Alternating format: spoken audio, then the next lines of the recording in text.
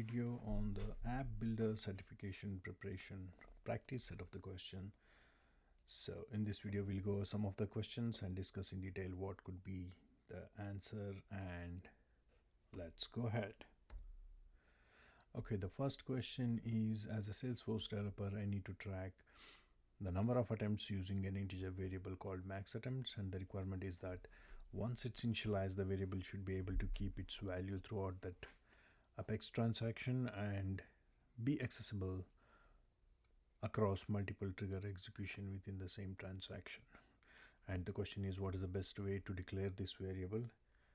So the best way is to declare this as a private static variable inside the helper class, and this static ensures that the variable retains its value for the duration of this transaction, and also it allows sharing the same value across multiple trigger executions, like before insert, after insert, update, or delete different trigger events. And also placing it in the helper class, it's a kind of best practice to keep the trigger lightweight and clean so that you don't clutter the trigger while doing this. And also making it private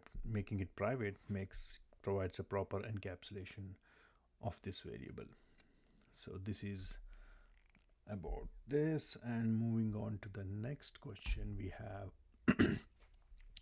a Salesforce developer need to make an Apex call faster by caching the data on the client side. What is the recommended way according to the best practices of Salesforce to enable this caching? Most of you might have guessed it, but it's nothing but the aura enabled cacheable equal to true. It's a decorator for the server side method.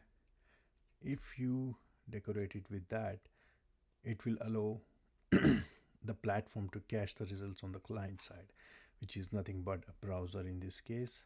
And it also improves the performance because client can reuse the cached data instead of making a repeated server calls in a cloud environment that's pretty expensive. And it is one of the Salesforce recommended best practice as well. So the correct answer would be the aura enabled cacheable equal to true. Moving on, a Salesforce developer need to ensure that only users with a sales manager profile can set the opportunity to close lost, and only if the lost reason field is not blank.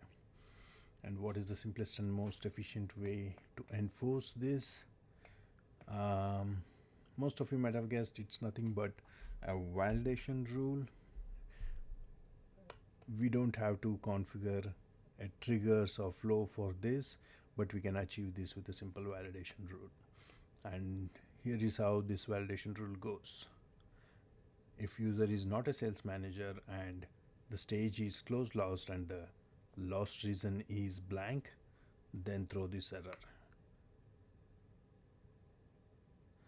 If you populate the lost reason, then this validation rule will not trigger and it will allow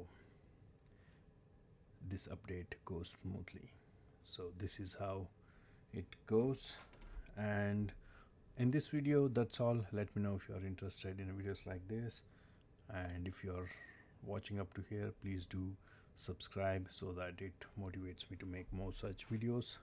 I'll be making videos on the various topics on Salesforce, so if you are interested, please follow along. Thank you. Bye bye.